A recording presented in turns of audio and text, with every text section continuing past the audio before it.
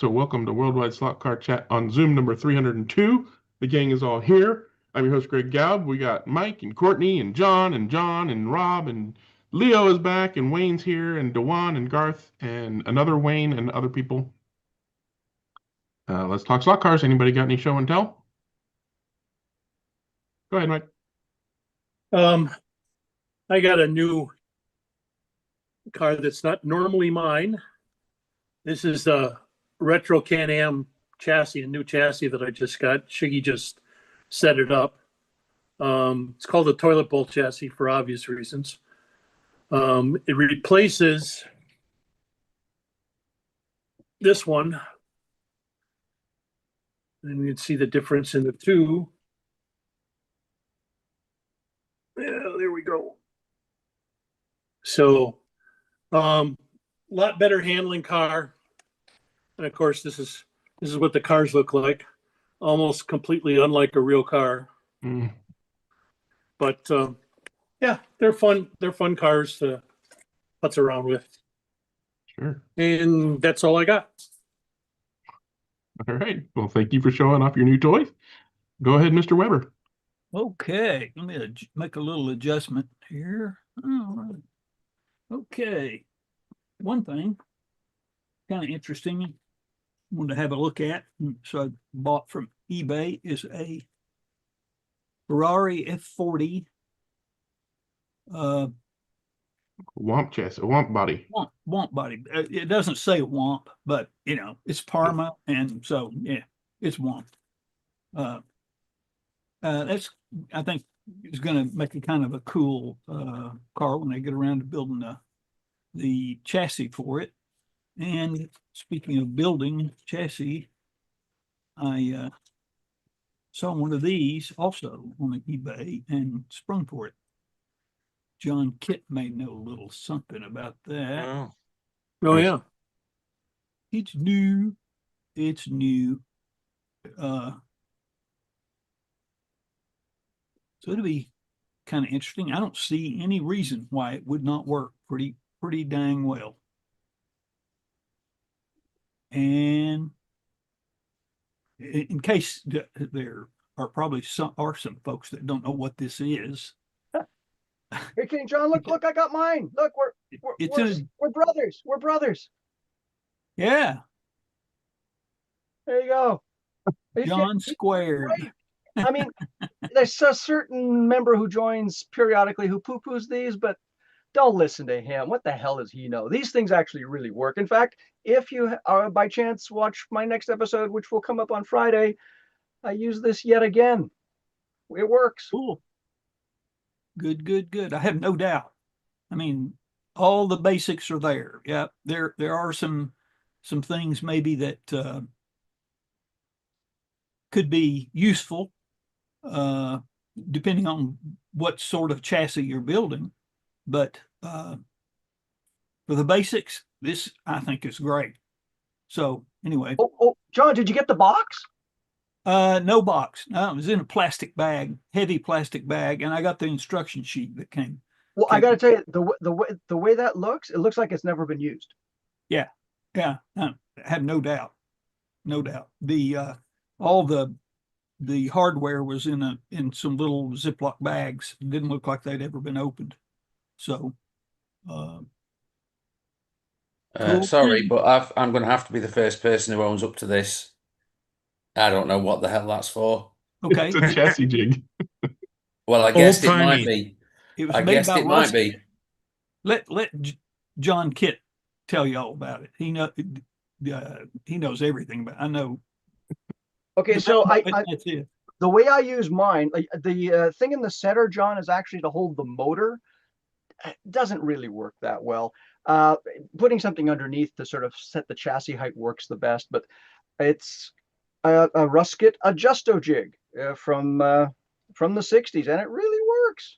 It's an anodized piece of aluminum with a slot so you could see where the guide goes. Extruded aluminum. Oh, okay. Oh, thank you. Okay, thank you very much. Yeah. There are two sizes for your axle: a 3/32 and a 1/8. So, and once you set the the wheelbase, away you go. It's great. Works really well. I use mine all the time. He's made So some that's as an really nice alternative to models. those ceramic things with all the little metal pins, is it? Yeah, well, I use Yeah. those too, to be honest, especially if I'm building more of a pan chassis. If I'm building like an inline, especially with a front motor, I use the Rusket adjusto jig. Right. Cool. That's all I've got. All right. Thanks, you, sir. And thank you, sir. And moving on to Mr. Leo. What would you like to share today, sir? Can you hear me? Yeah. Yep. Right. Okay. I've got a bit of a fairy tale to tell.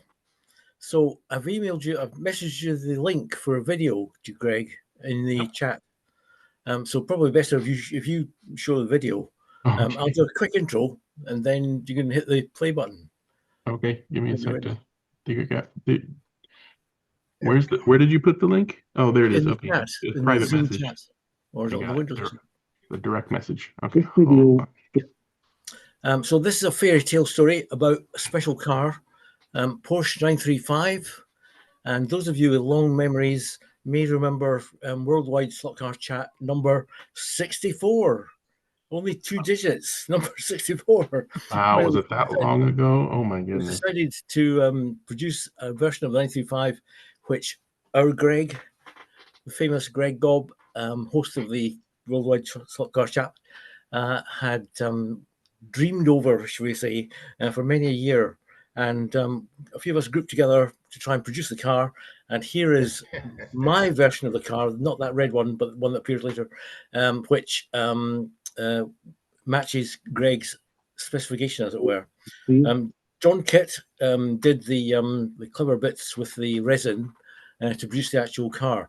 But if we play the video, all will be explained.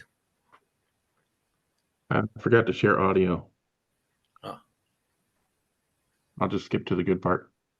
because no Okay. 1/32nd scale model of this car exists. The finished Nice. product Can is you the turn on dream closed captions, maybe? Greg Gobb, who has desired such hold a on. car in 1/32nd scale Let me stop this here. for I'll many try this years. again. Okay, if you want to cut the audio, then I'll try and talk over it. Well, let me see if I can. Well, Leo, I love the van. Never mind the car. Yeah. I showed the van That was previously, great. 4 years ago. 4 years ago, I showed the van. Oh So my this is I don't remember that. a long time ago. This is I've described this as the hack version, the mule or whatever, the development version that I produced, and hopefully the production version will appear soon. Hint, hint. All right. I think I got it with your audio. Okay, I'll shut up. Video shows the creation of a particular version of a Porsche 935 slot car. This is achieved by copying the nose section from one 935 and the cabin and rear section of another 935. The created car has a slant front nose and rounded rear wheel arches. The work is required because no 1/32nd scale model of this car exists.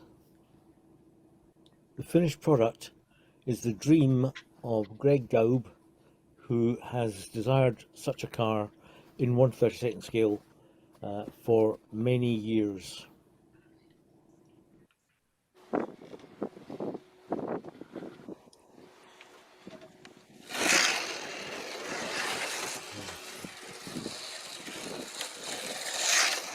Okay. What's happened? Should be a few more laps. Wait. This is when I'm sitting there going, damn it, Leo.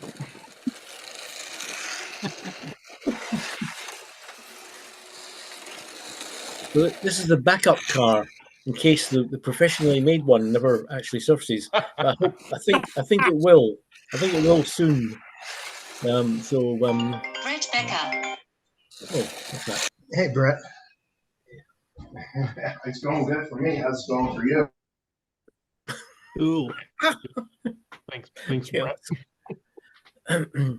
Anyway, right. at the end of the video, there's an outtake because when I was first recording the car zooming round, inevitably I got carried away, and the car flew off the track. The track is about a meter above the ground.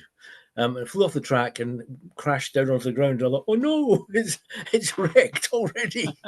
But no, it survived. It survived well. So John did a great job on the casting. It survived. It sort of crashed down onto concrete from a meter high, and it survived.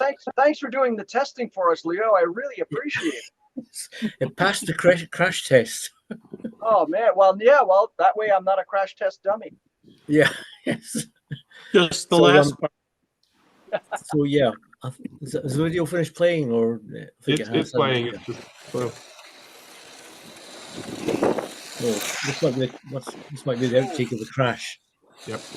No, it crashed on the other lane. It's a single lane. It's a single lane track with a one single crossover. You can see the crossover there. Yep. So oh well, didn't work too well. So sadly, these things never work very well when you're sort of trying to show a video. But however, so all thanks to John for producing the car, and Des has done the chassis, and Chris had a go at making the body, but it's now fallen to John to finish it off, and which will be any day now, won't it, John? It's actually over there, but I've got it masked, and it's actually in a box. I don't want any dust on it or anything, so I'm getting stuff ready to paint. Right. I've got a whole bunch of stuff lined up to do, and that's job one. Right. Well, as I said, my version is a rough version. I was just going to say, Leo, you made the decals work. I couldn't make those decals work, so that's why I'm going to be painting it. I cut them across the top of the arch. I don't know if Greg can get the image back, but I cut them across the top of the arch and overlapped them a bit, so they meet the 5 foot rule or whatever it is. For 5 feet away, or maybe it's called a 2010 car. It looks like a 10 from 20 feet away. Yeah, you can see the clumsy join. That looks good. You can see the clumsy. I think I had about 4 goes at that, but it kind of worked. And luckily, the decals held together rather than sort of crumbling like they sometimes do. So I was quite pleased with that. A rough version, and the finished product will be a lot better, I'm sure. However, if another 4 years go by, I'll send this one to Greg. Okay, I'll commit to by the end of this calendar year, he will have it in his hand. Good man. All right, I'm committed. So yeah, that kind of worked. A fairy tale ending is what we want as well. I'm looking forward to it. I meant to start this off with "Once Upon a Time."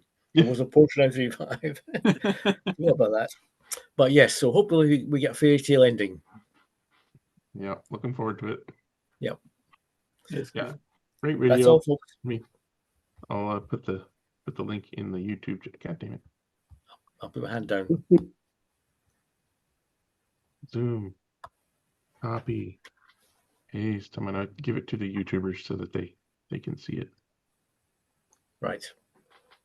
There we go. All righty. All right, thank you, sir. And looks like Wayne wants to do something. Yeah, I've got one to share. It's again, it's in the mobile phone, so I've got to work out exactly how to do the share. More share. Screen. Entire screen. Allow. Here we go. Whoops. This one. So, picture of a car key. Why am I showing you a car key? Well, if you were a smug druggler, this is what you might need to do with your car key. Okay. Slide the top. And what's underneath? A scale? Yep. Oh my goodness. So it's a scale that looks like a wireless key fob. Yep. If you're a smug druggler. A smug druggler might need one. And there it is with my turn weight on it. Banana for scale. Oh, damn it. You stole it. No one sorry. even asked. Somebody's got to say, why is the banana there? And I've got Sorry, to why is the say, banana there? well, it's for scale, obviously. That'd be two scales then. Sorry, How guys. big is the banana? Well, you know, it's a universal. We're all expected to acknowledge we know what size a banana is. Of course, Is it an electric banana? they're all the same. Is it what? It's An a dull electric men's. banana. It's a dull men's club banana. If you're familiar with the dull men's club, okay. So in the dull men's club, it's a Facebook group. Men in general, dull ones in particular, tend to put pictures of things that are somehow enigmatic, and generally speaking, they include a banana for scale. Right. But That was yeah, very I purchased two car key fob scales this past week, and the Why? 2032 button cells that go inside them cost about as much as the scales did. Hmm. Yep. Express specials, and so cheap I just couldn't leave them. What range of measurement do they provide? Well, there's two versions of it, and one of them is an up to 100 gram, and the other one is a up to 200 gram. Okay, what's the smallest segment of measurement? Oh, too small for me. 0.01. Oh, okay. Wow. Right. Yeah, if you notice, that was 50.00 grams. That weight was. Oh, So why didn't you get four of them? I don't actually desire Gosh, the to do police might be that. listening. Yeah. They have got very many similarities to what is widely forgotten as being Jeremy's fantastic tool. The corner weights. Yes. Yeah. Yeah, you may want to rephrase that since you showed a banana. No, we can keep that in the show. I have a reputation. Jeremy's tool for scale. You're embarrassing the cat.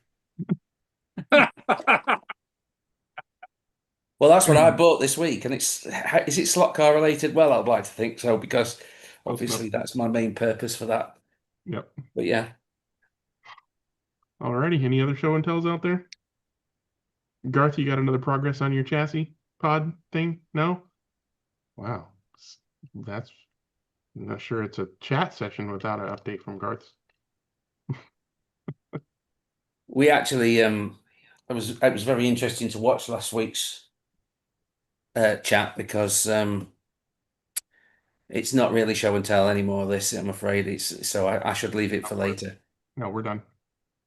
Well, it's not racing either, but there we Okay, are. well, since you're already talking, just go. Yeah.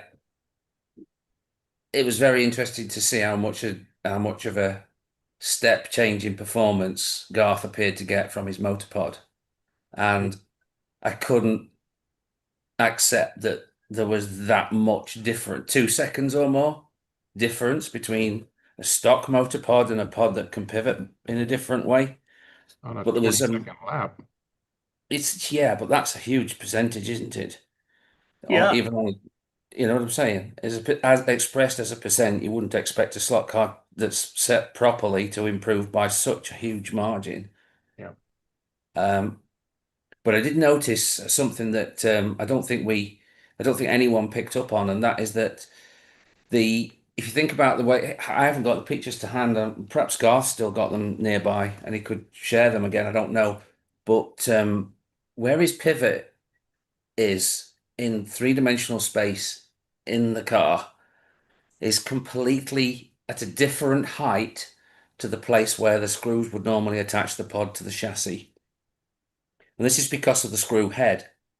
It normally goes in the underside and up through the thickness of the material of the base plate, and then it screws into the wing on the front of the motor pod.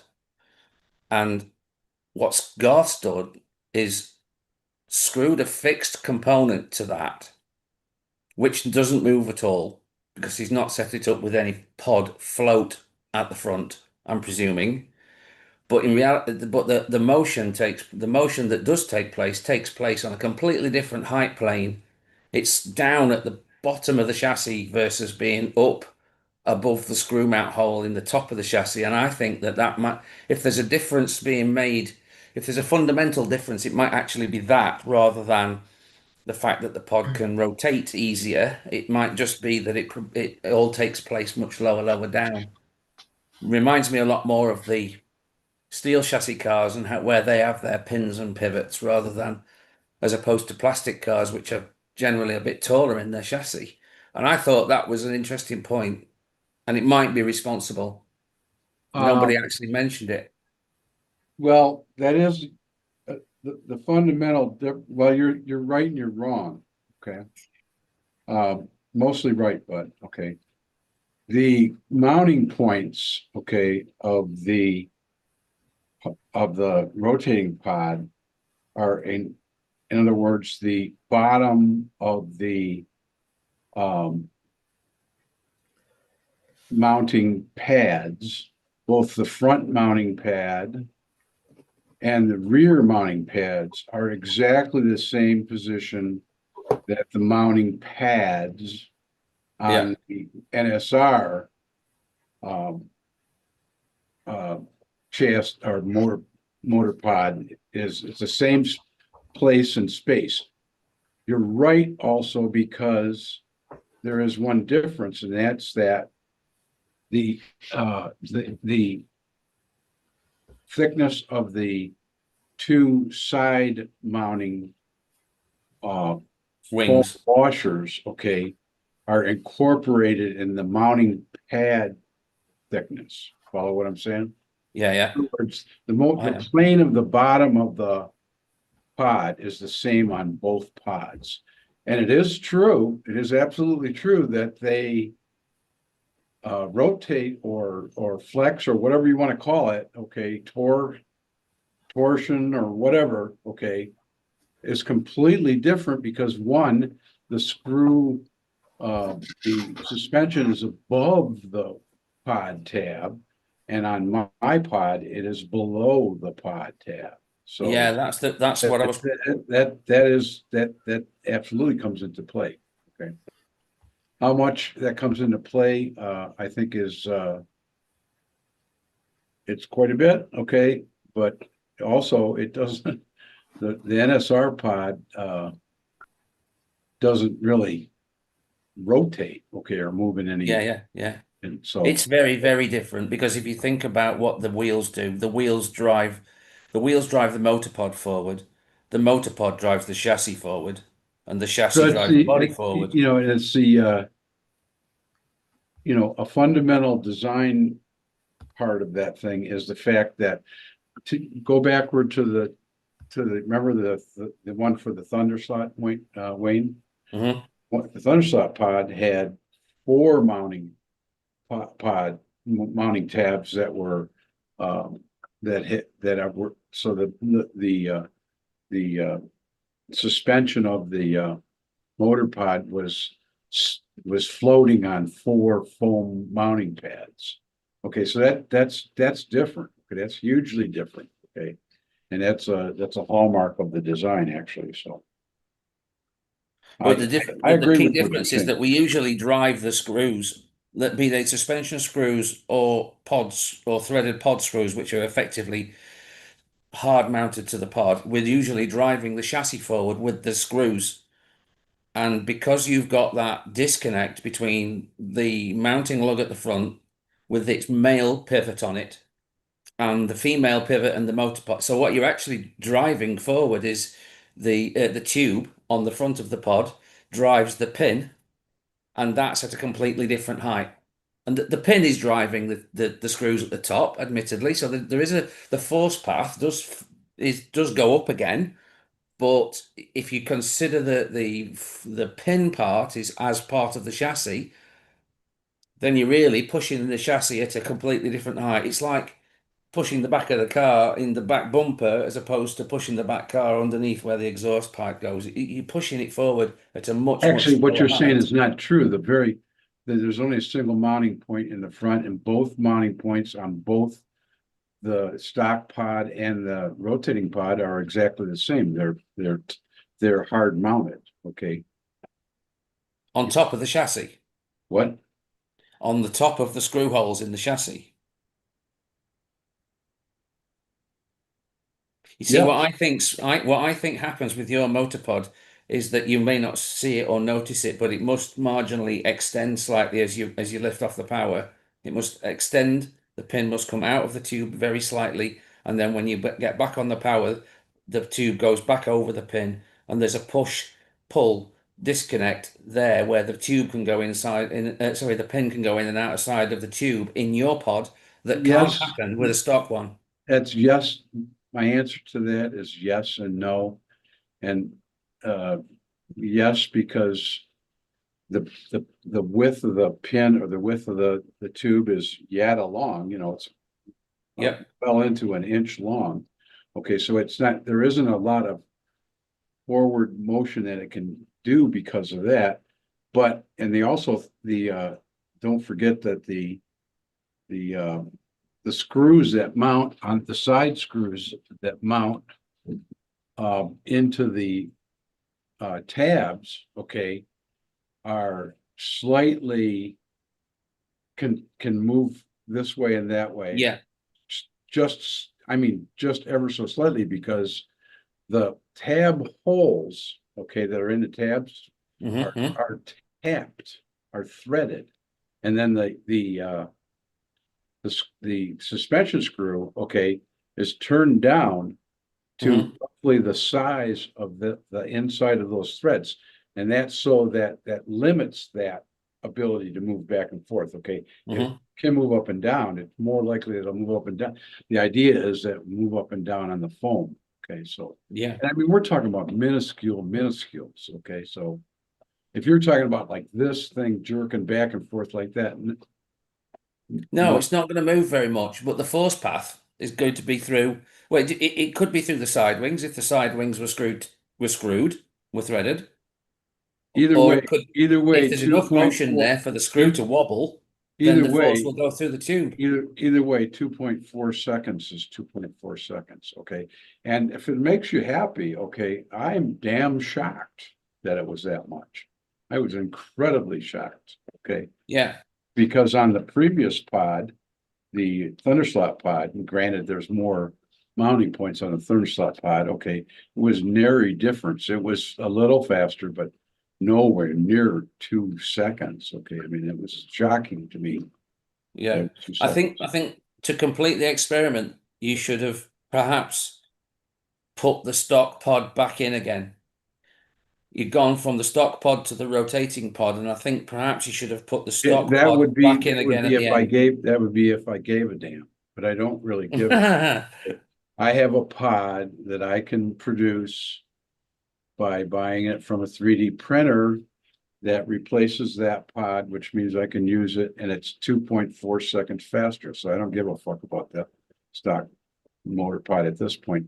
But to make you happy again, I just got the body for the car today, and the first thing I did was put the NSR pod back in the car because I'm going to test it all over again with the NSR pod of the body on it, and then switch back only the pod.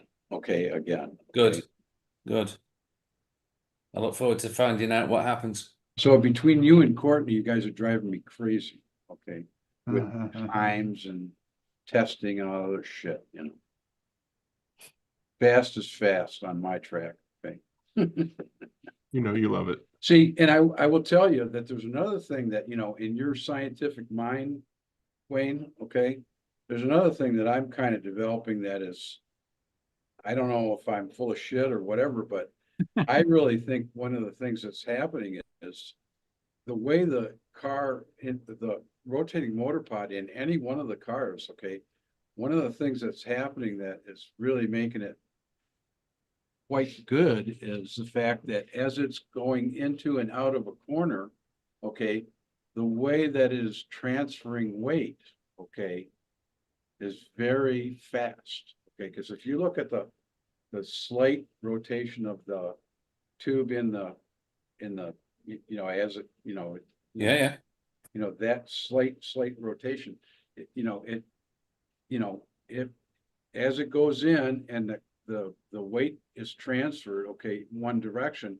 When the weight comes back, it's coming back and I think it actually is coming back in a more a quicker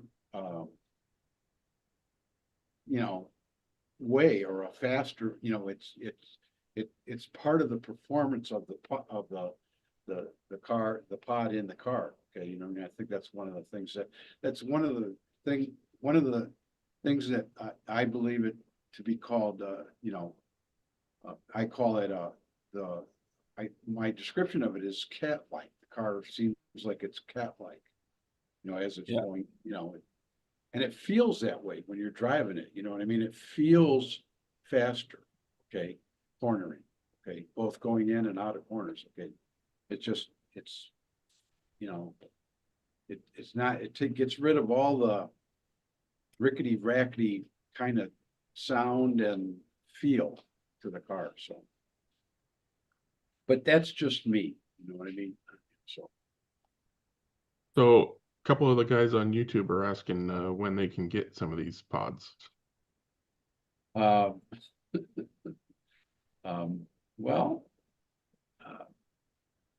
when said I that- purchase a mass quantity of them. Well, he said if it's for NSR, I want 10. Well, tell you honest God truth, that's one of the reasons why I picked NSR. Okay, because I knew people, it was for me to get a couple NSR cars, okay, mainly Can-Am type cars. And I thought, oh, gee whiz, people are gonna, if they don't want it for a slot.it car, okay, they sure as hell are gonna want it for an NSR car. So.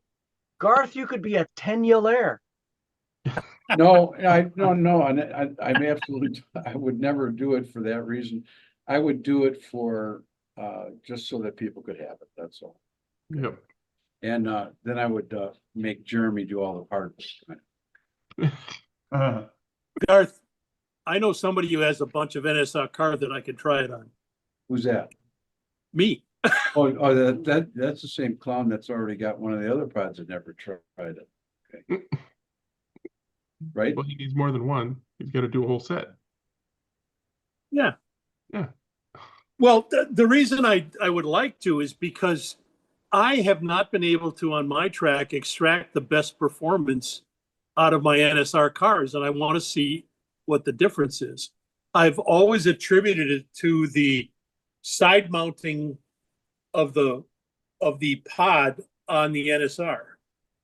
Well, where the slotted and others are Well, rear mounted. Now, just remember that your track is completely different than my track. Yeah, that doesn't make any difference. I'm just looking for improvement. If it makes that big difference, it has to make me rethink about it. What's the difference is? I'm not a fan of NSR motorpods just because they're on a three position pickups. I don't like that. I don't like the vertical suspension and the roll suspension being dictated by just two springs. I'd like some disconnect between what goes on at the back vertically and what goes on at the side in roll.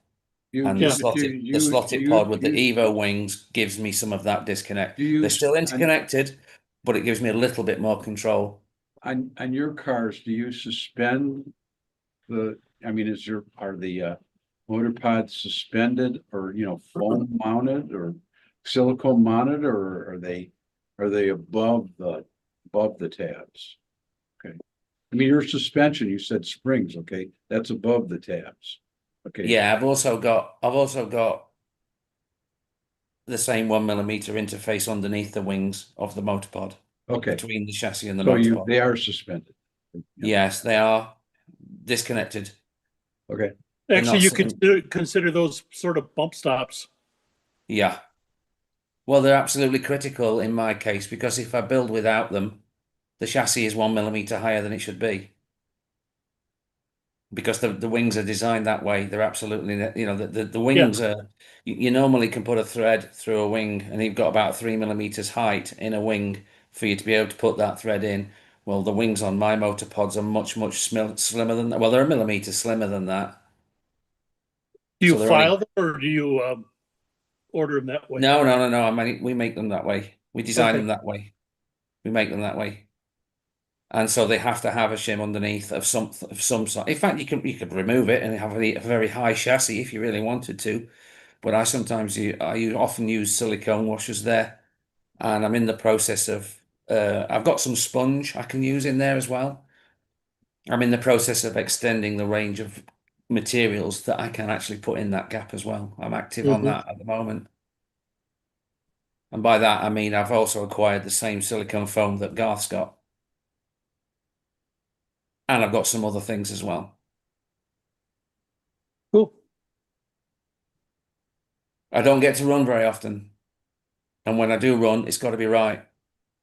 You know, it's difficult for me because I race on Ninko. It's the one place where the benefit is probably The the most. largest. Yeah, the potential for benefit is the largest on Ninko of all the sectional plastic tracks. And we're already kicking it. I mean, don't get me wrong, we've got very good cars. We must have for the driver lineup that we are to take on the very best from the home club and give them a race.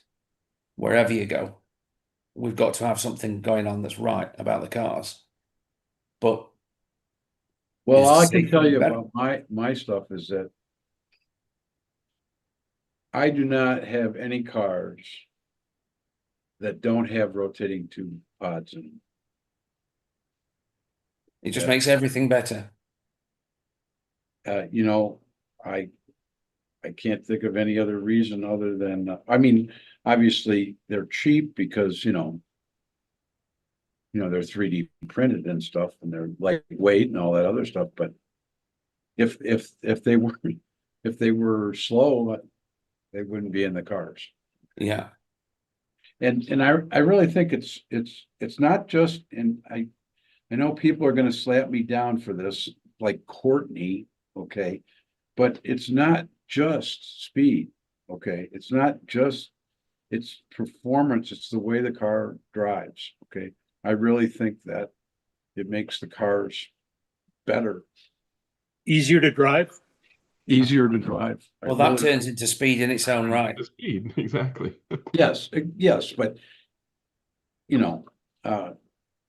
we're talking about guys that, a tenth of a second, is, the end of the world. Okay. Some Well, of those stock car drivers from Tennessee are, they're nanosecond guys, you know what I mean? They're tenths of a hundredths of a thousandths of a nanosecond, divided by 6, Garth, if you race with a bunch of guys that are really good, thousandths of a second can make a difference. There was a spread on Saturday in the race that I did that was 3 guys were within thousandths of a second of each other. So, in that time, the marginal gains make a big difference. Extend the race to 6 hours. Yeah. And then get yourself a thousandth of a second per lap. Or let's call it 5% easier to drive. It just means that you don't de-slot those extra 3 times that you would have if the car had been more difficult. Which is I pretty was talking with somebody earlier today about rotating, chassis or whatever, and I had mentioned I can't remember if it was Chris Walker or somebody showed me a version of that, the idea with a brass chassis. It might even have been from the old days of slack car racing. Does anybody Well, Chris has one. Yeah, One of his F1 chassis has. If you look for it, it's Yeah. there in lots and lots of steel cars. It's got a tube. It's got a piece of tubing on it and a piece of brass on the top of it that holds the 2 pieces together, but it allows it to twist, and the control is the thickness of the wires on the outside. So you That's have right. a 3-wire set. I don't know if you remember. Yeah, but I think there are some ones that were made with a brass tube going down the middle of the chassis, and the front and the rear of the the two wheels, Yeah. the front wheels and the rear wheels twisted on the on that brass tube with Mhm. a stick going down the middle or something. Yeah. But anyways, that isn't where I actually stole the idea from. The original idea came from the Scale Auto pod with the one thing that's got the little front mounted, and maybe Courtney would know this. The Scale Auto pod that's got the front T in it, where it's a single, and you can, and I think you can change the way the front of it mounts. You can mount it on one or mount it on two. And when I saw that in the picture, that's what made me start with torsional single spine, motor. That's not So new either. that started the whole damn thing. And then throw in Jim Rose and Chris Walker telling me about silicone foam and cutting the back of the tabs off, and it's their fault. And because I just, once I did it, it was faster. I mean, it was, so it's hard to argue with Stopwatch. Hard to argue with the stopwatch. yeah. Well, have you got any ordered? No, Any since the last ones you did, or you're just going to use that one? I'm not done testing. Jesus Christ, I just got them. Oh, okay. But then you'll make a modification and then test and then make a modification and then test and then make. Actually, I think it's going to be a pretty good pod for 3D printing, because the thing that Wayne hates is the fact that it's 3-point mounted. Okay, that actually makes it an easy design, being 3-point mounted. Okay, it's like, there's 3 mechanical, places in space that you have to make sure work. Yeah, but you don't have any your roll control and your vertical control are just totally intertwined, and you can't separate the two. You can't do anything different to one or the other. I've That's seen true. I've seen people racing NSR style motorpods, particularly the triangle, the actual triangular one, at Disco races, and there is in the whole spring tuning set, the range of springs that they can reasonably use is probably 2 of them, and really only 1 of them. The one, every time anyone puts the one spring on, They just have to get be, better. you're saying they have to be stiff. Is that what you're saying? Wayne? Yes, Yeah, they yes, have to be harder. Yeah, I they have to agree, be hard. because, if you look at the way the NSR pod 3-point, at least in the Sidewinder version, I don't know about whatever else they got. It's very, but I think that's why they want it that way. They want it to be, flexy-ish. You know what I'm saying? And it's not all taking place between the pod and the chassis. Although we do things there that make differences to the way the car drives and differences to the lap time it achieves, it's not all taking place there. A lot of it is taking place in between the guide, the front wheels, and the front of the motor pod in the actual base plate as well. It's a system. Yeah, you know what? That's an absolute good point, because it's just a freaking motor pod. You know what I mean? It's not. Yeah. That's why. If you watched last week's show that on the worldwide chat, that's why I said I was shocked that the difference was 2.4 seconds on the fastest lap. That shocked me. Okay, I did not expect changing a motor pod of any kind from one to the next using the same mounting points would make that much of a difference, but it did. So I can't undo it. Let's watch and see how it goes with the body on then.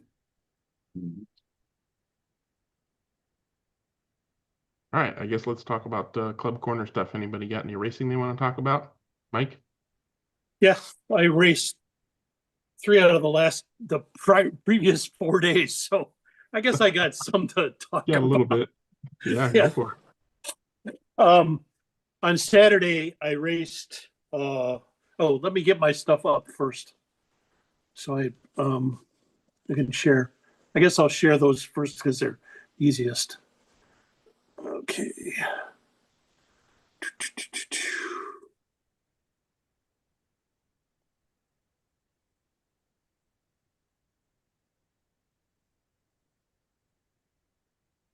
Okay. For Monday's race, we raced the slotted Group 2 cars, or no, pardon me, Revo slot Group 2 cars. And it was a pretty close race. You can see the Escort one here. That was my car. Oops, wrong way. Shiggy was about 3/4 of a lap behind me, and only because he made a mistake at the end. It was touch and go the whole time. It was a really, really good race, and I felt fortunate and chuffed about winning it. It really did a good job. The next race was with the 86 to 95, I think it is, because the Scale Auto ones are 90 to 95, and I won with the Scale Auto car. The other two are both NSRs. The front one is the Scale Auto car, and that was another fairly close race. I wanted really to have the NSR because the NSR blue and white one was the Rothmans one is really the best car. And this one, the Scale Auto one, is the worst. I ended up with the worst, but I still took the win. But it was tough. At the end, I pulled away. I was just much more consistent. And that's all that it took. So anyway, that was that. And then on Saturday we had Slotto, which is 3 classes of we had on the first one is stock cars, the second one is retro Can-Ams, and the retro Can-Ams are the ones that I showed you prior. And there, let me get that was these cars. And I only raced those 2 in Slotto, or at Slotto. And I qualified in the A main on the stock cars, and I ended up finishing in 11th. There was uncharacteristically large amounts of chaos in that one. Normally in the A main, it's pretty quiet. I mean, people come off, but it's not generally that bad. But it was awful. It was like worse than a C main. It was just terrible. And I tended to get the brunt of it for some reason. I don't know why, but just the racing guide said, hey, you aren't doing that one. And then I raced the retro Can-Am with the older car that I showed you earlier. And I finished 4th in that. So I felt pretty good about that. And then last night I raced all the big guys were gone, so it was just the local guys. And I finished 2nd in the stock cars. So I had a pretty good week overall. So I was pretty happy with that. Okay, that's all I got. All right, good deal, good fun. Anybody else? I decided not to go racing on Monday. Just was not feeling it. So nothing from me. So I guess the floor is open as long as it's slot car related. Dewan?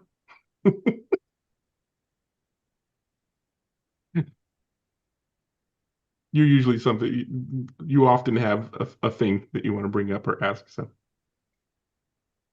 nothing. Okay, I guess say goodbye until next week. Oh no, I've got another one.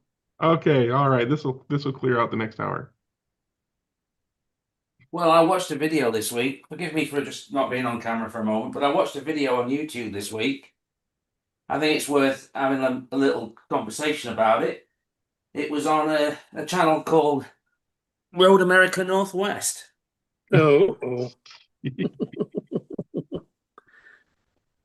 Again, it was as a result of watching last week's chat, but I wanted Mike to conduct a little experiment, and he did so. He didn't just do it, he streamed it. Tell us more about that, Mike. What were you doing? Well, Wayne raised the question that possibly by limiting the power on Ellen and Jason's cars, that I was giving them an unwarranted, less of a chance, say, that they were being penalized more. And it turns out he was relatively right. So what I did is I ran my car, no, I ran her car at the power that I set hers on earlier, and did it with the amount of fuel. She had a double the amount of fuel as the rest of us, so she wouldn't have had to stop. And it actually turns out that and the percentage of power combined does give her an unreasonable penalty. In my defense, however, it made her fall off the track a lot less. And so, although she may have not had as much of a chance, she still had a much more controllable car, was not as chaotic, and it made for a better race overall. Truthfully, because of her abilities so far, she wouldn't have had a big chance anyway. But on the other hand, you want to keep it fair.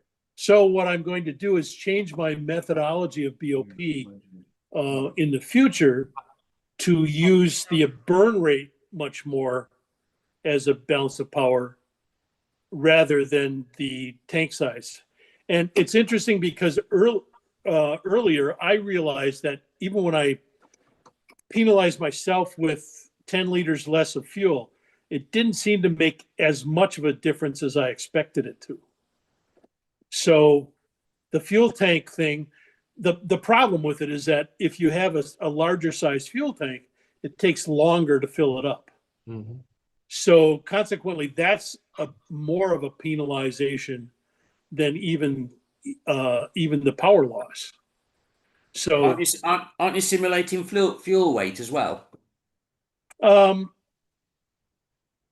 of, yeah. Yeah. Because I noticed that the car came out the pit lane and it was a 9.4 second lap car. And before it went into the pits, it got down to being a 9.0 second lap car. Yeah.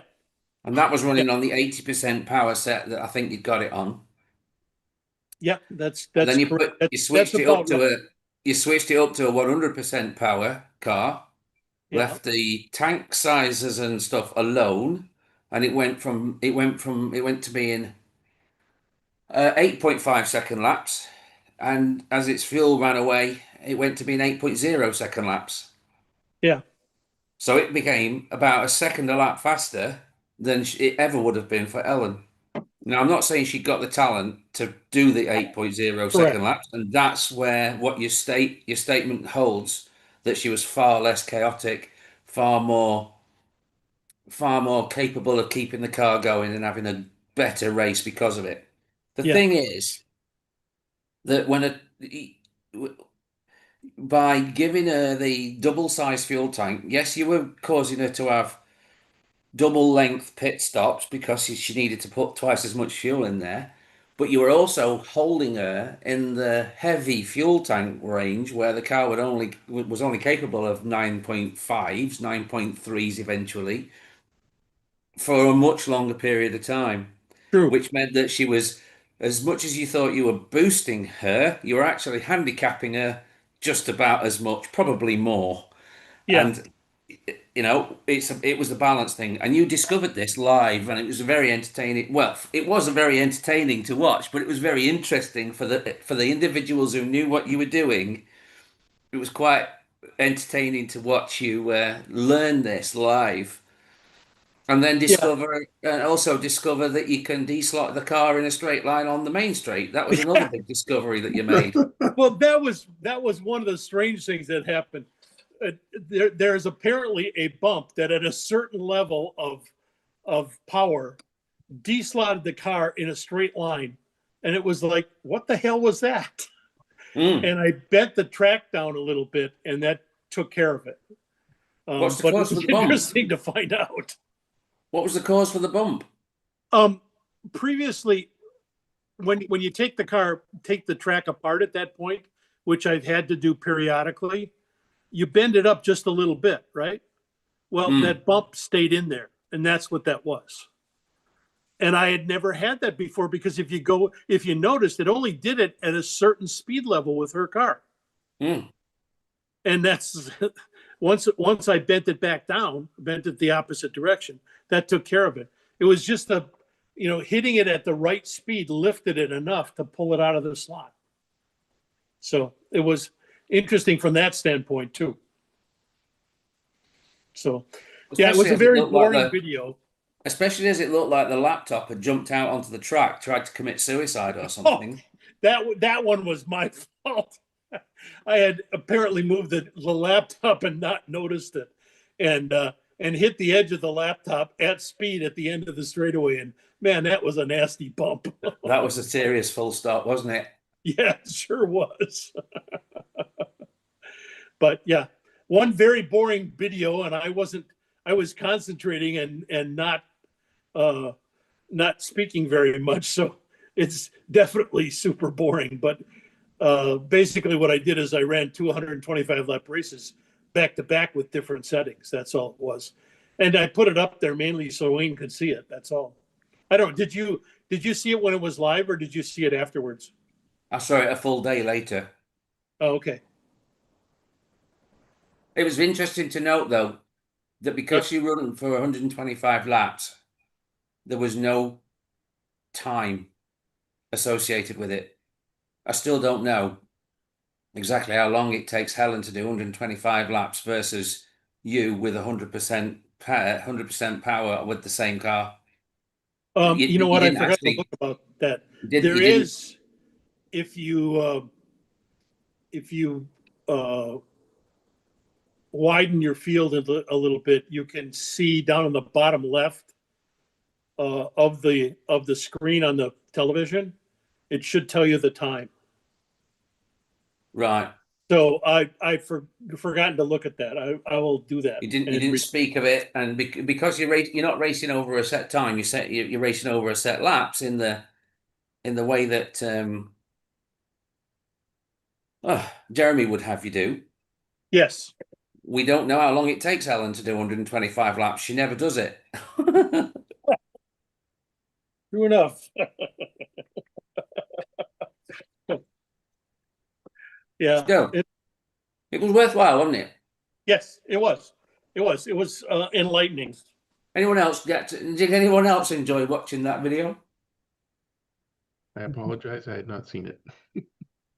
Well, you're excused. Oh, thank you. It is boring. I mean, it makes a lot of sense now that you've done the testing and, doubling the tank size doubles her, well, maybe not doubles, but increases her power loss due to full tank, which compounds to the power reduction you gave her, and then a longer pit stop time to fill a double-sized tank. Yeah. All in the name of giving her a boost. I'll be interested to hear what your adjustments, now that you're going to use burn rate instead, how that works out. Yeah, I'm going to have to figure out a methodology to equate the burn rate so that it equalizes a little bit.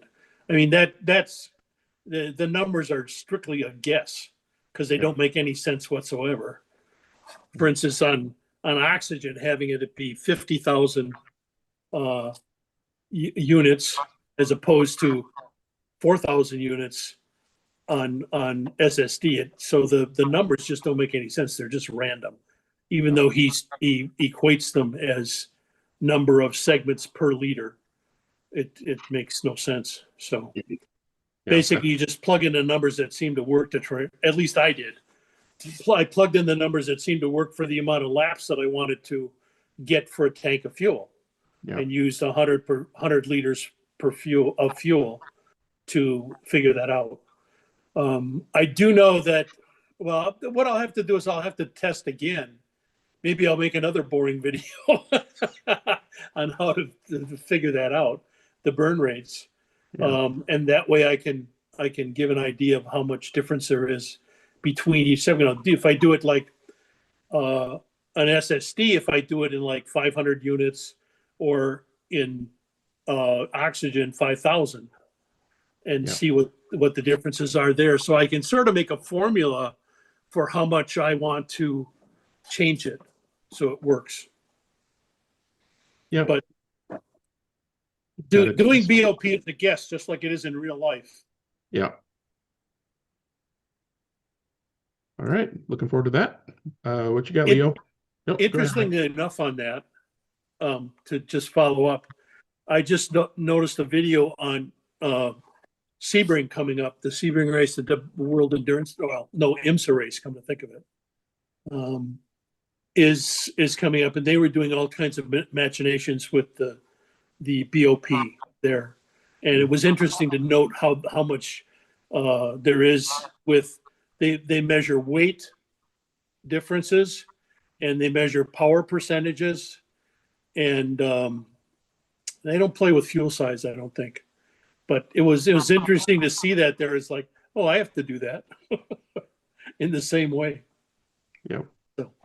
They balance about 4 parameters, don't they? They balance mass, turbo pressure, all sorts of different things to try and get them, equalized. It's a mess.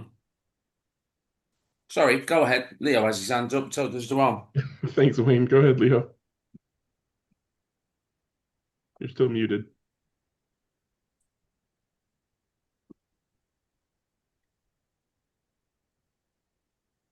Unmute, sorry. Yep. Schoolboy error. I'll just represent the rally world here with a car that I got on Saturday. Long-awaited model by Avant slot. It's a Subaru Legacy. Can you see? Yeah, Subaru Legacy. But driven by, it's a model of the car driven by Colin McRae in the 1992 Lombard RAC rally in the UK. It's quite. It looked awfully big to me when it arrived. It's actually the right length, but the width is a bit too wide. It's sort of a racing body in terms of the track and the overall width of the car. So that's a bit disappointing. However, it looks nice in the Rothmans colour scheme, which I've always been a fan of, although I'm not a fan of smoking. So I got this after a long wait. I think they announced it like 2 or 3 years ago, and I kept asking them on Facebook when it was coming along, and they eventually said it's available now. I said, well, Pendle's not listing it, and not even for pre-orders. So I messaged Pendle. Pendle said, yes, okay, we'll create a pre-order for you, and sure enough, it arrived within a couple of weeks afterwards. So here we are. Colin McRae, the famous Colin McRae, Subaru Legacy. Legacy was like the first car that ProDrive, the British-based team run by Dave Richards and the other guy whose name is also forgotten, they produced the Subarus that won the World Championship in subsequent years with the Subaru, what's it called? The other one, the more common Subarus. But Legacy was the car I started with. Sorry? The Impreza? Yeah, the Impreza. But the Legacy was the car I started off with, because that's all that Subaru had available, apparently, when they signed the contract. So, Subaru, nice car, 1992. Obviously, I remember the car from back in the day and always thought smart. To be honest, hope no one's listening, but I'm not really a Colin McRae fan. But obviously, he's got the Scottish connection, which is always a good thing. So I thought I'd show you that since we've got a few minutes to spare. We can see the brake calipers are the type that rotate with the wheel. This is a new trick that ProDrive obviously developed. The caliper rotates with the disc. The actual wheels and tires are actually very close to the edges, as you can see. In fact, they are almost visible from above. The motor pod is sprung back and front, so some people like that. So it works quite well. Obviously, still got the magnet in it, and my Carrera track sticks to that very well. I haven't pulled out the magnet yet for no particular reason, but I will do that and see how it performs. The tires are quite sticky, so I think it will run quite well. But yes, so that's my latest procurement. Leo, have you got the Galant? The SCX Galant. No, didn't Avant do one? Yeah, they did actually. Yes. No, I don't have that. No. Oh, yeah, it would have been nice to have had a comparison because the Galant is a huge vehicle, just like that one. Yes. And if Yes. it was anything like the Galant, then it would have been about right. Yeah. True. True. No, I don't have a Galant. I do have the other Avant slots. I have are the Peugeot 208 by Guy Yeah. Wilkes and something else. I can't remember what. I do have a third one. But yeah, so the Avant slots are quite nice. They're not quite, dare I say it, in the league of NSR or even Slotted, but they are quite nice. They're very good at body shells. They've got Lexan windows, haven't they? Yes, the windows are quite flimsy. Yeah, they're very, very good at making a nice lightweight body shell. Yeah, this car has a lot of glass area. The pillars are very slim. So obviously, this one-touch scale car doesn't really matter too much. But in the real car, it's a very sort of open interior. I don't know whether it was that livery or whether it was the year before or after, but I think he did the RAC rally in a Galant that he rolled 5 times and still finished the event. Yes. Yeah, classic things. Just as a sort of sideline here, his daughter, Holly McCree, has been doing, she has a YouTube channel called something Holly McCree, and she decided to enter the Roger Arbelt Clark rally. She kept referring to it as the rally that her father did. But obviously, it's not that. It's a modern version of the RAC rally. They call it Roger Arbelt Clark because the RAC acronym is there to match. She entered it last year in a mini BMW Mini. Yeah. And rolled it on the first stage.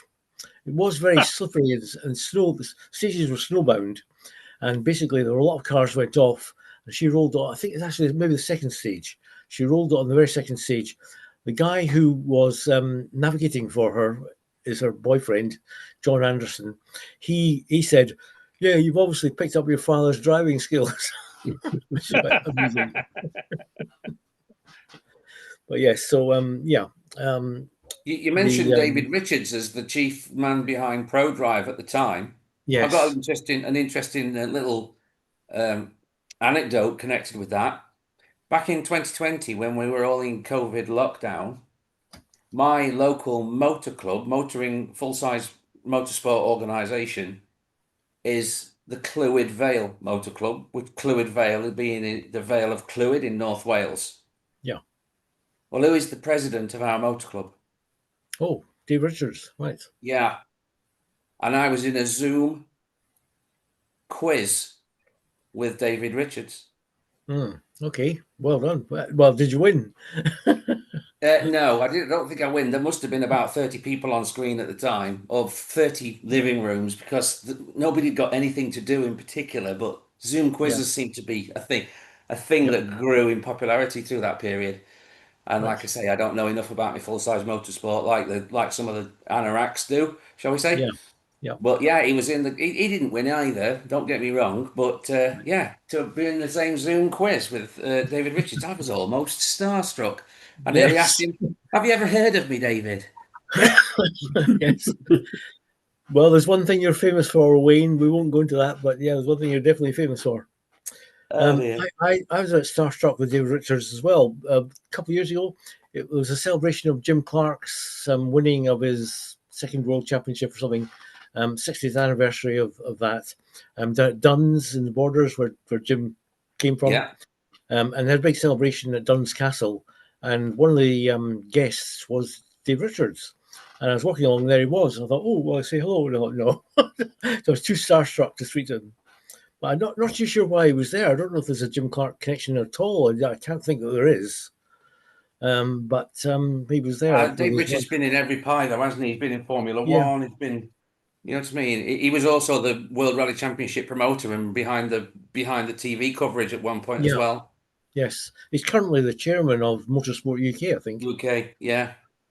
So yes, he's one of the big heroes. I can't remember the name of the other chap, the technical guy. David Richards wasn't technical; he was more the business side of ProDrive.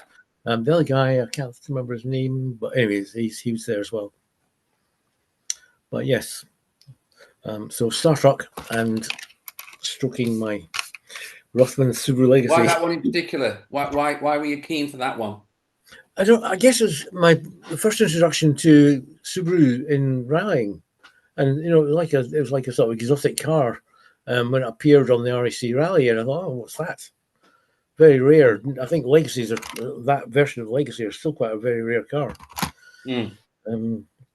Subaru don't do a Legacy now. They do the Outback and they do the Forester or something like that, but they don't do a Legacy. Are Subaru still in the UK? Yeah, yes. Are they? I don't see them. Dealer just south of Pennycook called Nobles. So I actually got the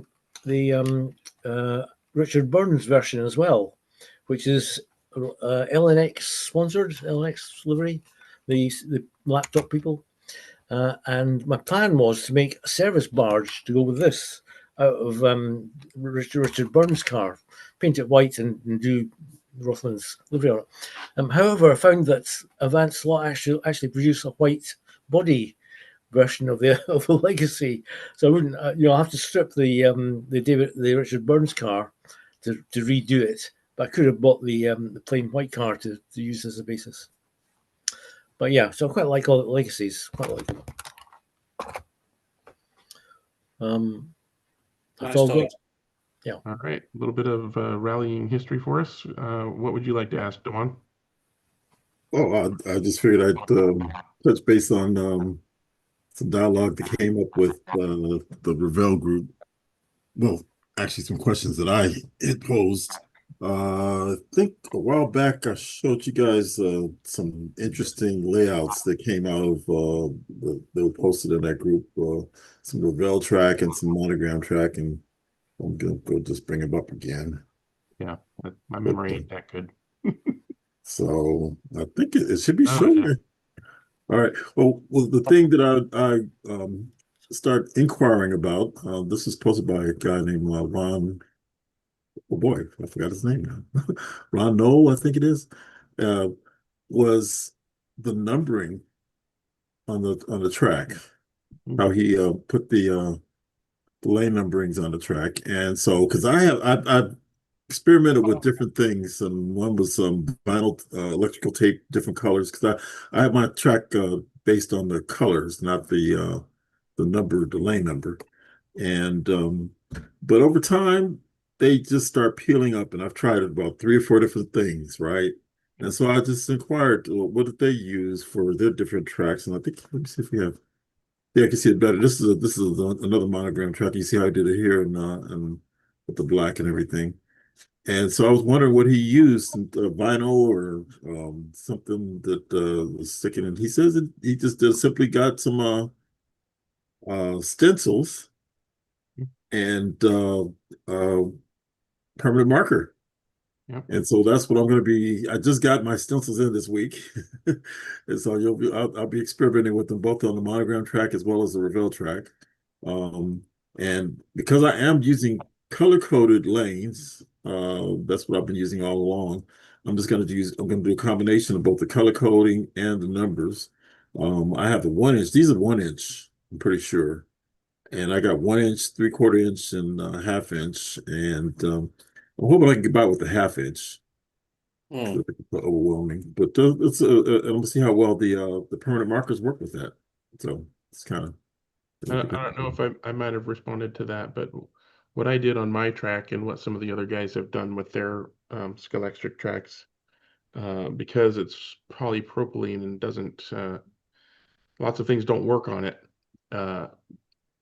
We first tried the electrical tape, colored electrical tape, and exact same thing. Eventually, bits of it start peeling up, and you have tape on tires or just whatever. One of the guys got colored paint pens, the kind that you shake and then press down to make the paint flow. That is what I have. Okay, so that's not a permanent marker. That's some kind of paint probably some kind of chemical base to it, not just water or whatever. But that's basically what I did is I went and just did a single dot at every so many inches. For me, I did it basically at the track joins.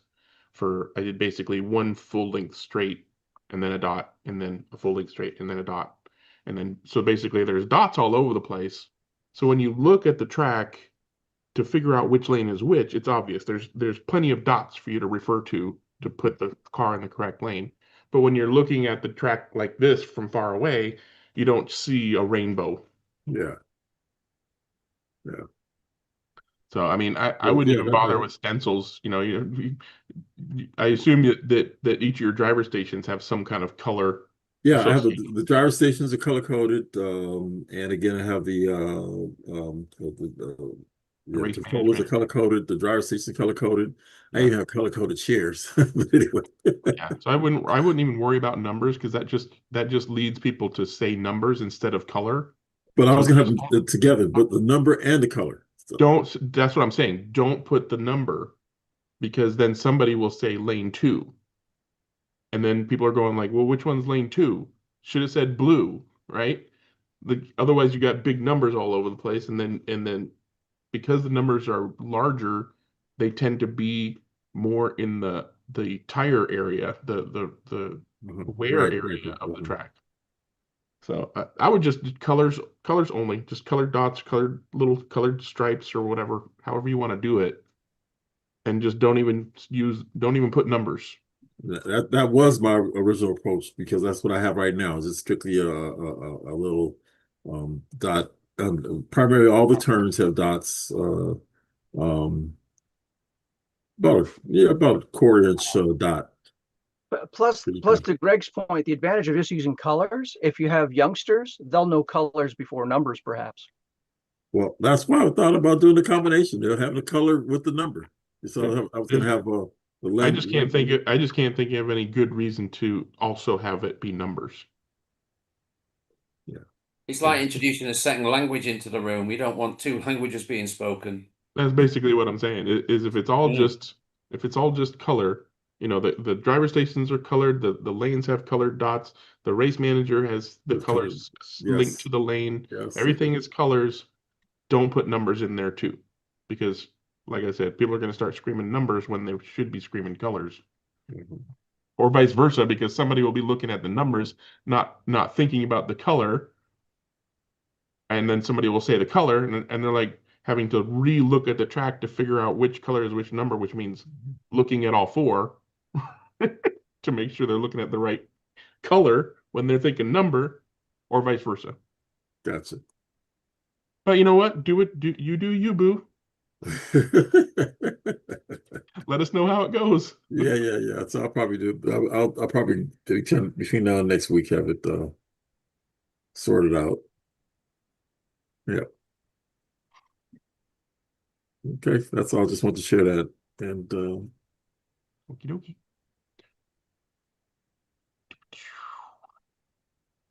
crickets. What's Rob been up to this week? Anything? Who? Rob. Rob, what you been up to? Well, while we've been chatting here, I've been designing a pod chassis for the Legend cars. Oh yeah.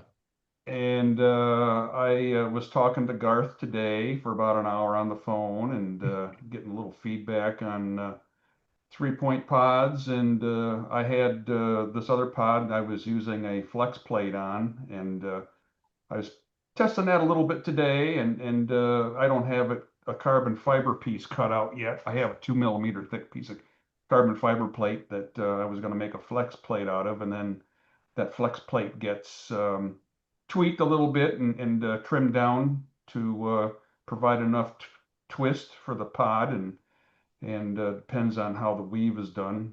Shouldn't give any um, longitudinal noodle twist or bend to it. And so I've been just playing around with a different idea today. And so I just decided to try a single point like Garth has, in the front and 2 in the back because it's pretty limited chassis space. And so I just been working on that today and staying warm. It's been pretty breezy around here and a little bit of snow and temperatures up and down. So I haven't been doing much other than hanging around inside the house here lately. Now that I got my tractor done. That's cool. Well, looking Dennis forward to has seeing just the, joined in, look. yeah, looking forward to seeing the Pioneer chassis.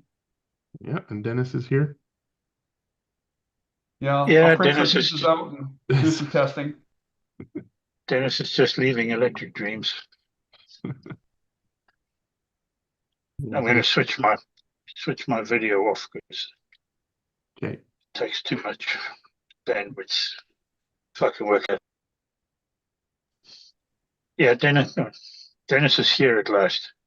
Just leaving Electric Dreams. We've missed you. You missed. What have you been working on, Dennis? Sorry. Yeah, I don't know. Oh, he's going through a tunnel. Yeah, there you go. Oh yeah, we totally lost him. He's gone now.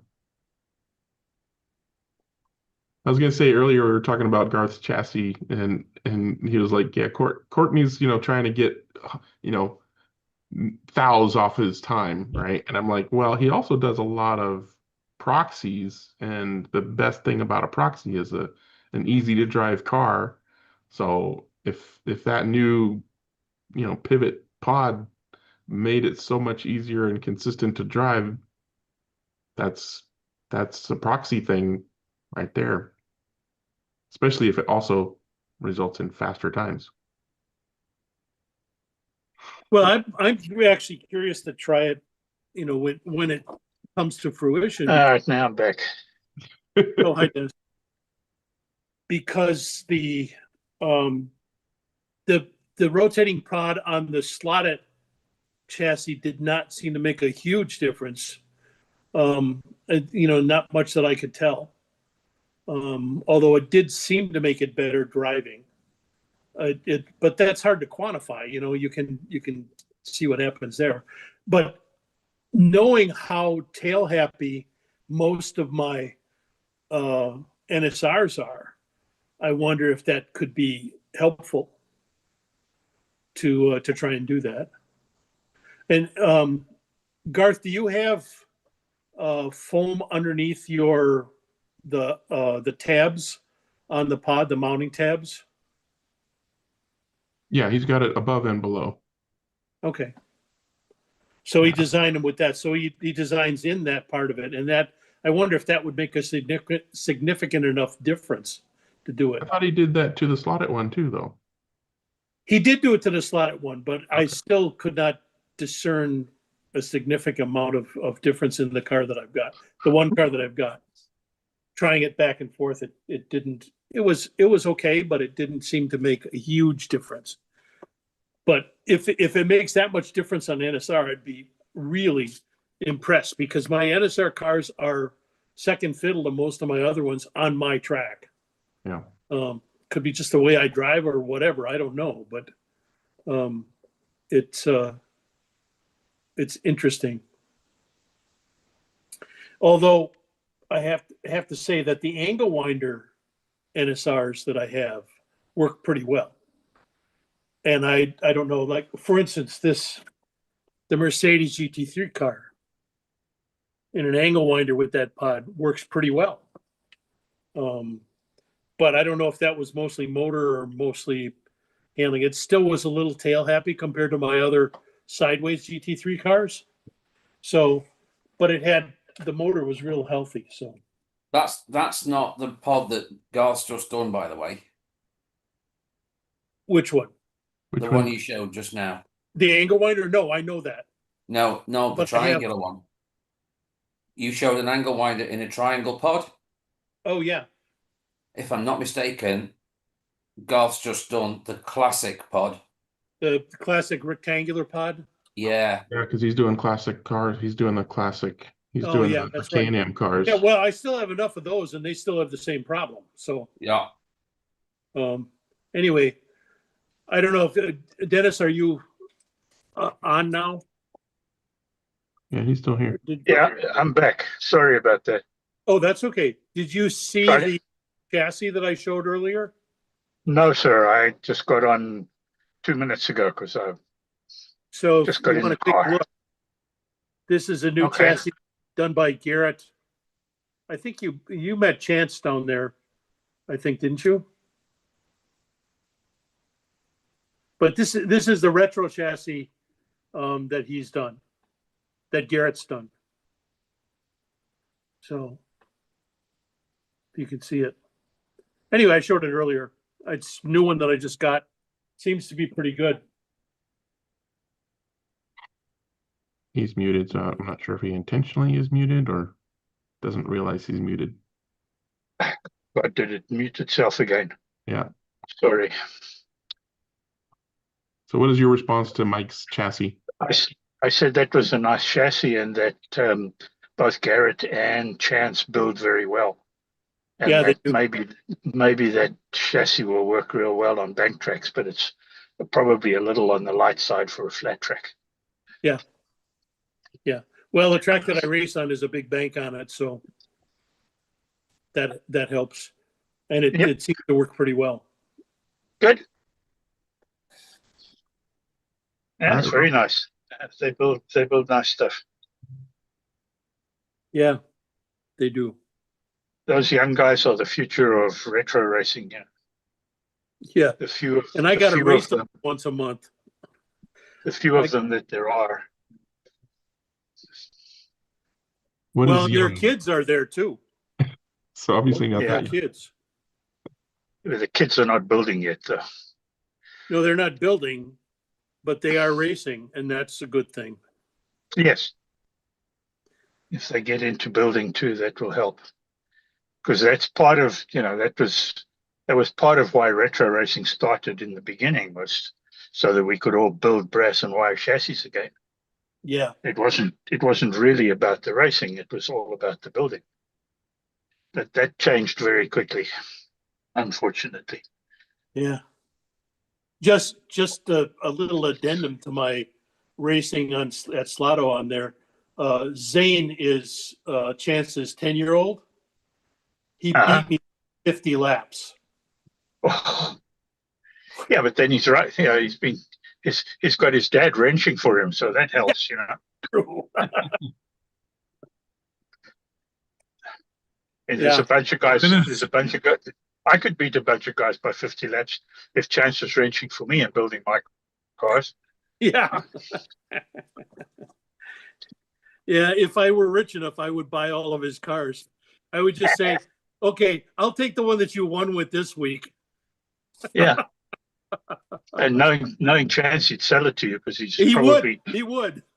He's probably already thinking about next week's one, because he's got a new idea about something. Yeah. And that was the way it went in the beginning of retro. That was the idea. We were trying to recreate or revisit the days when we would go racing somewhere and arrive at a new track and find that our cars didn't work and spend all night in the hotel rebuilding them or building brand new ones from scratch, and then going out the next day and hopefully have something that was better, because we'd be copying what the hot guys were running at the track we were at. Yeah, that's the way it went. Yep. Dennis, what's new at Electric Dreams? Give us an update there.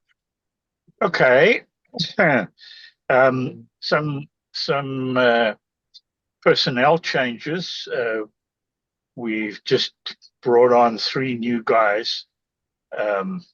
We had a resignation from the guy who was doing our inventory and warehousing, unfortunately, because he was doing a pretty good job.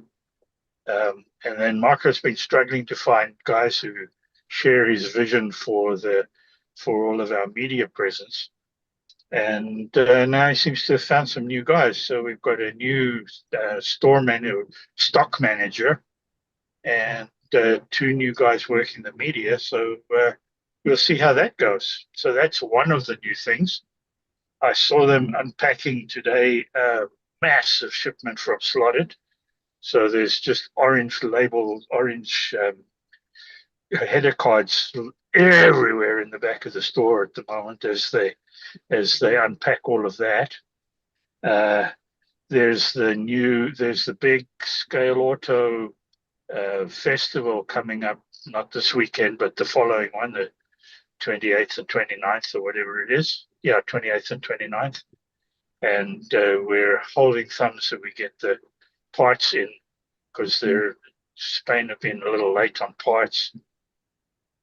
And other than that, what? Not much. That's I a think lot. most of the new cars were already in last week or the week before. A whole bunch of stuff from Scale Auto. I built up one of the new 992 GT3s, and I'm busy building up one of the Lamborghini Evo Huracans, the GT2 car. I haven't seen that. I'd like to see that when you're done. Yeah, I'll have it probably do it this weekend, because I'm not racing this weekend. And it's, despite the fact that it's not really a GT3 car, it's legal for the Scale Auto race for the sprint race, because the Scale Auto event is a sprint for 1/32 scale GT3 or GT cars on the Saturday, and then a 3-hour team enduro on the Sunday on the big 8-lane track for the 1/24 scale LMP cars, the LMP2s, the Acura and Orica. Same as we ran last year. So that should be fun. And yeah, that's awesome. Yeah. All Scale Auto equipment, Dennis. For the Scale Auto Festival, it's basically all Scale Auto equipment, yes. Yeah. Handout motor, the SC0025. Gearing is open, so you can use anybody's gears. You have to use the gray AS20 tires, but you can put them on whoever's rims you want, as long as they're not Formula One, the small Formula One rims. Mm-hmm. But other than that, it's Scale Auto guide, standard bodies. You can put a Lexan interior in if there is one from Scale Auto for the car that you're running. Things like that. Weight is unlimited. You can ballast it up any way you like. Anybody's front wheels and tires. Although you've got to run inserts in the front wheels. I like to run inserts in the rears as well, but they're not actually required, which I still think is silly. But that's just the way one of the rules are. And foam inserts are allowed under the rear tire, under the rear rubber, which is nice. And what else? That's about it. So that should be a good race. It was pretty good one last year. Open set of regulations. There's plenty of it's a little variables in there. a little more open. The tires. The nice thing about it, although everything's the same compound, is that there's 4 or 5 different sizes, so you can play around with that a little bit.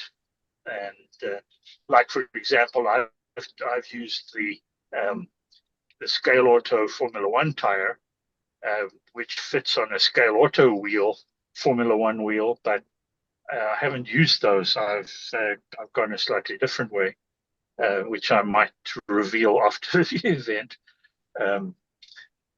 Because the rules say any make, any brand, any material, just no 13-inch Formula One rims. So what he's trying to get away from is those little wheels that NSR use for their 86, 89 cars. Yeah. But the Scale Auto Formula One tires fit on a 14mm rim, which is effectively what I've used. Yeah. With foam inside it. Anyway, so I'm trying to think what else has gone on there. Not much. Yeah. Did you do any more work on getting a plastic track laid on top of the Nyland Raceway? We struggle. Well, we had all of the foam board coverings made, so we are able to cover the whole track with with foam board, and we had some fancy little clips made that insert into the lanes, so that we can get so that we can actually wire directly from the braid on the track into the plastic track above it. Yeah. But when they sent all the track parts from Spain, there were 27 pieces missing. Oh shit! And we didn't want to go trying to ship 27 track pieces on their own from Spain. So basically, we picked up the coverings and we stored everything. And when we do get back to we have got the pieces now. So when we get an open weekend, then we'll try and do it all over again. Yeah. But yeah, so unfortunately, there was some or other communication mishap there, and we didn't get all the parts we needed, so we couldn't get it all together. But it looked pretty slick with all the yellow covering down on the track. You know, this big yellow track, and then the design of the Scale Auto track to go on top of it is just 6 lanes, and it doesn't follow the exact layout of the wood track. It has some extra turns in it, and some of the big wide turns were squared off a little bit because it's difficult to match the radii. And there's a couple of extra little wiggles here and there just to try and slow down some of the long straightaways, because basically that track has 1, 2, 3 long straightaways and corners at the end of each one, you know.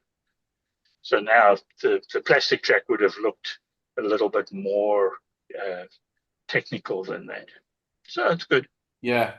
But yeah, nothing we else. had a similar experience at the Rockingham Raceway on the Mega Monster. You may remember that layout. It was made for 2019 ISRAs, I think it was. Anyway, when we lay the 4 lane on top of that, we've got the same 8 lanes of wood underneath it and 4 lanes on top of it, and lots of required, actually, technical additions that aren't there in the wood track underneath. And I've actually never run on the wood track, although I get to see it when we take the plastic away. I get a look at it, but I've never actually put a lap on it personally. But yeah. I mean, 6 lanes. You're obviously sticking with analog, aren't you? Because they haven't got a lane change. Sure. Yeah, we're sticking with analog now, and then later in the year we want to do the same thing again with Polycar, and that one we want to do oxygen, or that was the original plan, was to do an oxygen race for that. Exactly how that's going to work, I don't know yet, and I don't know that anybody started thinking about it yet. You know. I guess they should, but so anyway, that's about it. You know, when you get those big tracks for 24th scale, and particularly foam tire 24th scale, the speed of the cars means that the track itself doesn't have to be as technical to still be a challenge, because the challenge comes from the speed of the cars. Yeah. Dennis, what's it like to true those tires? Would you say they are 820? AS20s? Yeah. They true pretty nice. They true like a G20, pretty much, or like a G25, like the slotted ones. So they're not bad at all. And they have more grip than the G25? Possibly a little, yeah. Okay. Do they have grip do they have proxy racing grip? I think they might, but I think you would probably have to break them in by running them for a while before you sent them on a proxy. Because when they're new, they take a little bit of time to really develop grip, which I guess is much the same as a G25. You know, you can't take a G25 off the hood, you put it on the track and have it work. It takes 25, 30, 50 laps before they're starting to get good. Well, you've seen the AS25 in the GT3 proxy, haven't you? They were very, very good at certain venues and then kind of off the pace with the NSRs at others. It's an AS20 that we're using, not a 25. Yeah, well, the difference is just it's the similar rubber. It's just a different firmness of it, isn't it? Yeah, and it's the only. It's the only range of tyres that Scale Auto have got. They're all AS, and they're AS 20, 25, and I think there might be a 30, but that's all they have. Yeah, it's all, well, apart from the whatever the black stuff is that they put on the cars when you buy them. I think that's, well, it depends on what you buy. I believe on the hypercar it is the AS25. Could well be if it's the hypercar is like their RS range, you know, so yeah, it comes with suspension and all that stuff. So yes, may well be that you're right there. I have a question. Particularly, I think Dennis may know about this. I was looking at scratch building posts on the slot blog. Yeah. And they mention a DVD entitled Scratch Building with Mike Stubbe. Are you familiar with that DVD? Yes. Is it still available? Do you know? To talk to Keith Tanaka about that. He was the guy who made it. Okay. And it's old now. I mean, it's probably 20 years old. I understand. Because he made it really early on. And it's a nice video to have. I'll look for mine and see if I wonder if I've got a way of. What I'd really like to do would be to cut that off the DVD onto some kind of solid state media, and then I could get it to somebody. Let me, John. Let me ask Keith the next time I see him.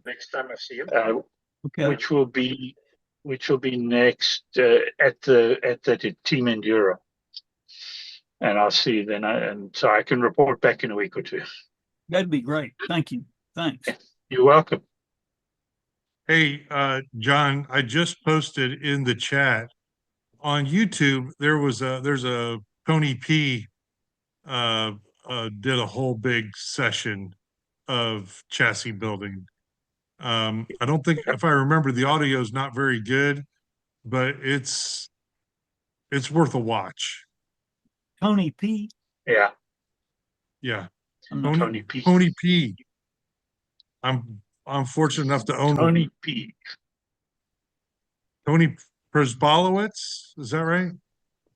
Tony B. Petrucci. Tony B. Yeah, something like that. Okay. Cool. Now, It has I have one of way his more chassis. consonant, way more. Yeah, he built beautiful stuff.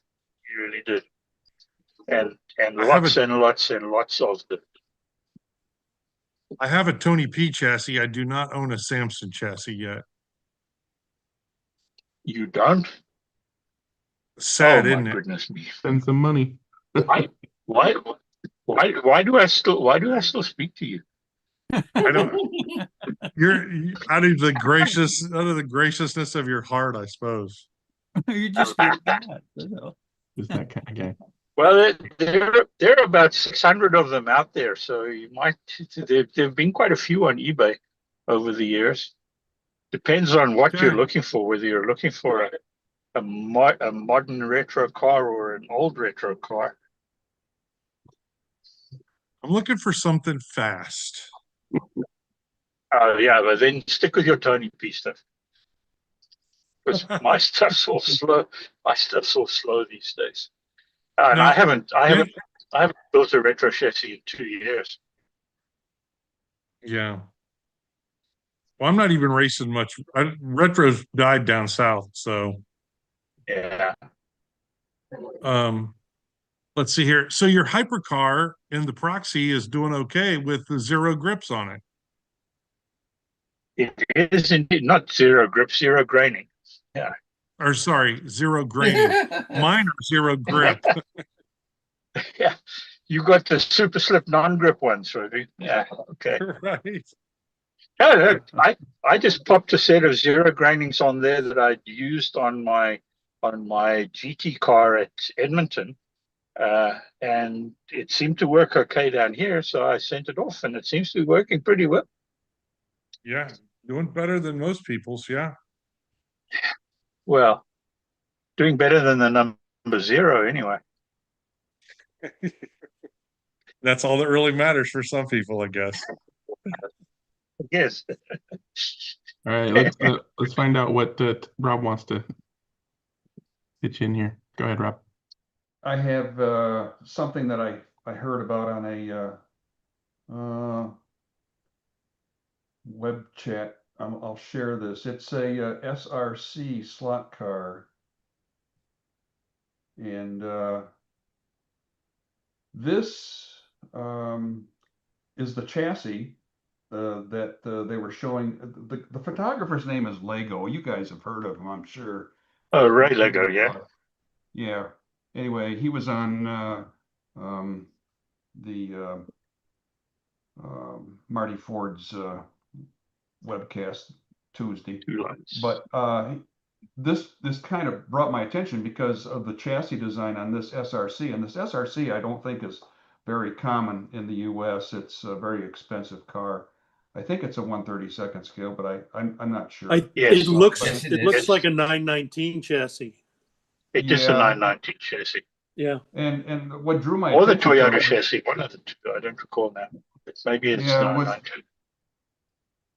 And the pod design on this chassis is a center pivot, so I was it brought to mind of the other chassis that we've been discussing. So anyways, I just wanted to throw this out there in case you guys have ever seen this car before. It's The SRC, a very nice chassis. hypercars are very nice. Yeah. They work well. Just be aware that they use 2mm front axles. So the front and rear wheels are completely different. The front wheels are exceptionally light. Yeah. They come in 2 pieces. You have to kind of fit them together and press them onto the axle, and it's only the press fit on the axle that keeps them in place, or that keeps them together, and the tire over the top. And they're very hard to get on the axle.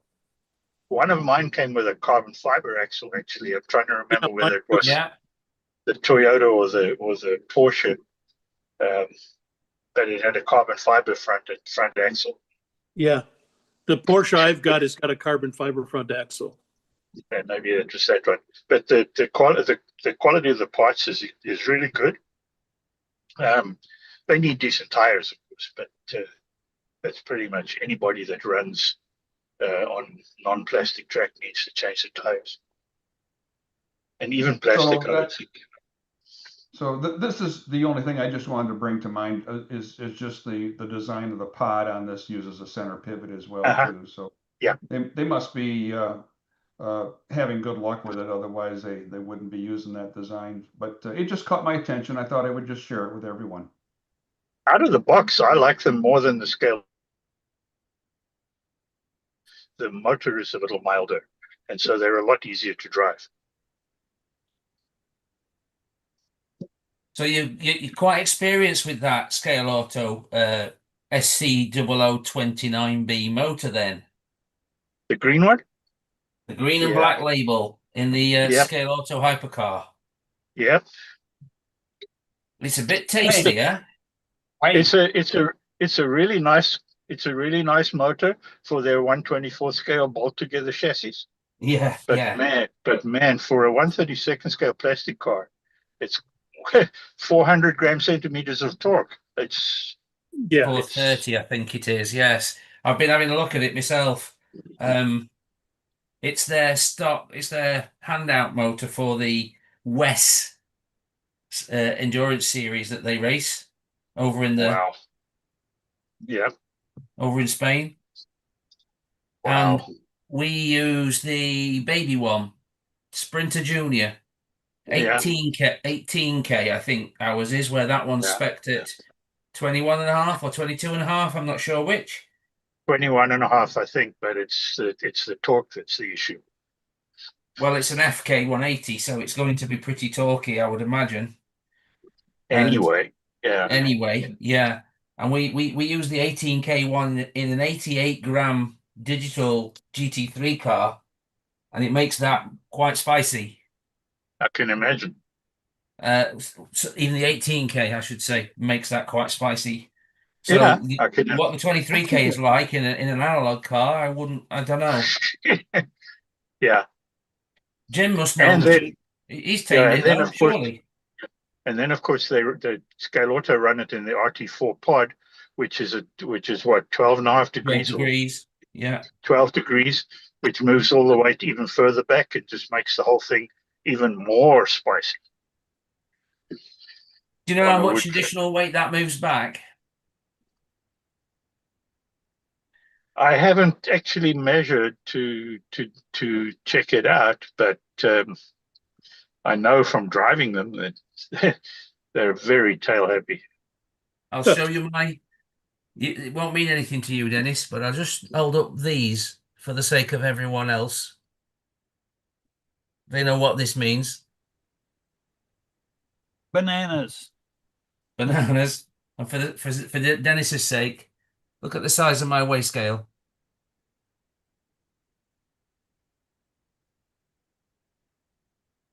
That's not even big enough for car parts. It's, what is it, an inch wide? About, yeah. So I'll get those underneath the rear wheels and get some numbers for that.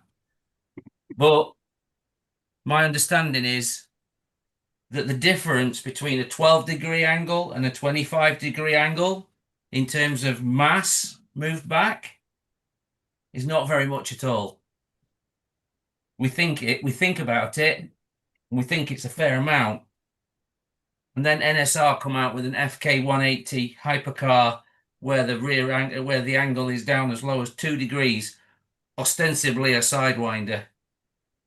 And I haven't judged that one up yet, but I've compared a 25 degree to a 12. And I think the amount of weight that moves back is less than 1 gram. Really? I'm quite surprised at that, but okay. And the thing that I worry about with NSR is how did they manage to get a decent width of tire in? Because the FK 180 is quite a long motor by the time you're done. Well, it depends on your choice of track width and how much boss you've got on your wheel hub. It is possible. True. It is possible. You could put an FK 180 in full sidewinder and still get in 64, 63.5, 64 width if you really must. With what kind of tires? 10 millimeters wide. Oh, okay. 8.5 wheel, 10 millimeter tire.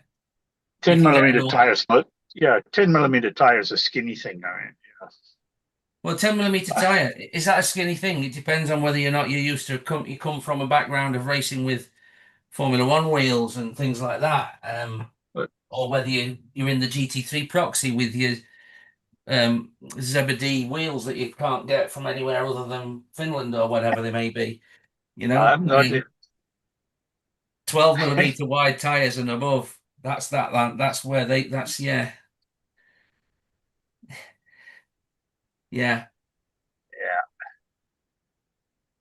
From digital, we've got 10 millimeter wide tires in WEC, and in GT3, I think we've got a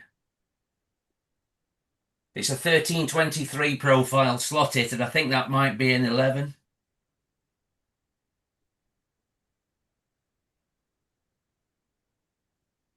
Fellows, Okay. did the Fly and who was it? Was it Scale Auto sort of collaboration ever hit the market? Yes.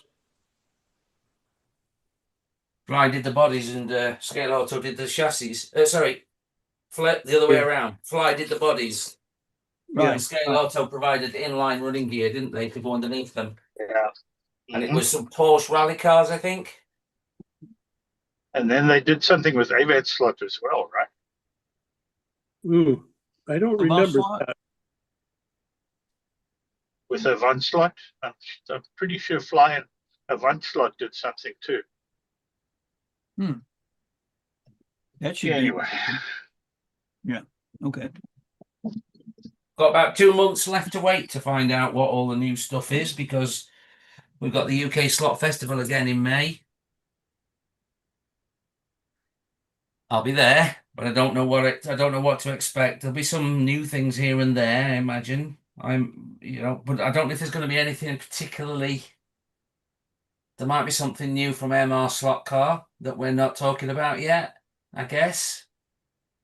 Do you think there'll be any change from Scalectric with their change in the United States, marketing companies in the United States? Who knows? They don't change quickly. Good point. It's all a bit up in the air. I didn't see any major coverage of the Nuremberg Toy Fair this year. Did anybody else see it? I didn't. No, I didn't either. No. There's probably Carrera there, but other than that. Yeah. I think I saw mention of it on what's his name? The fellow that builds the really beautiful models that Michael Nemes? Yes. Yeah, he might have been there, but then it may well have been for stuff other than slot car racing. I think the slot car manufacturers are starting to try and go elsewhere rather than Nuremberg. I think it's become expensive for them, and I don't know that they get the bang for their buck that they expect or that they would like. Yeah. Yeah, it's so big and so general, isn't it? I think that a slot festival or a slot, and there's more than one. There's not just the UK one. You've got Italian ones and things, haven't you?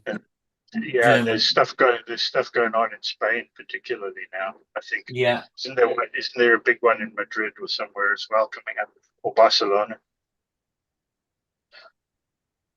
I guess. Yeah, we don't get to hear enough about that. The response to Carrera's hybrid system, which was revealed at